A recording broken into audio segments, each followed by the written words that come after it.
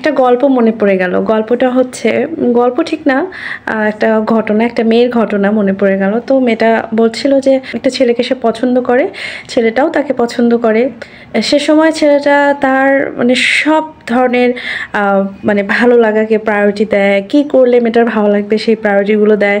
অর্থাৎ একটা মেয়ে আসলে যে জিনিসটা পছন্দ করে, যে তার সময়টা মেনটেন করা, তাকে সময় দেয়া বা তার সাথে সময় কাটানো, তার সাথে খাওয়া, তার পছন্দগুলোকে প্রায়োরিটি দেওয়া, যেটা করে আর কি, যেটা দেখে মেয়েরা প্রায়শই পছন্দ করে ফেলে। এবং ছেলেরাও বোঝে যে একটা মেয়ে তার কি পছন্দ করে, মানে কি করলে মেয়েটা তাকে পছন্দ করবে।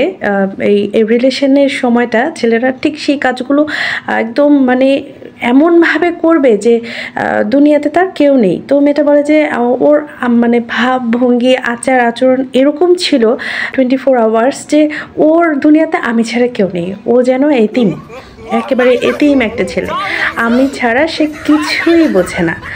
কিন্তু বিয়ে হওয়ার পরপরই দেখি যে ওর তো সবাই আছে, মানে সবাই আছে, মা আছে, বোন আছে, খালা আছে, নানা আছে, চাচা আছে, হ্যাঁ দাদা আছে, খালাতো ভাই বোন আছে, চাচাতো ভাই বোন আছে, মানে এমন কেউ নাই যে ওর দুনিয়াতেও নাই। শেষে গিয়ে দেখি ওর দুনিয়াতে আসলে আমি শুধু নাই, তাছাড়া সবাই আছে।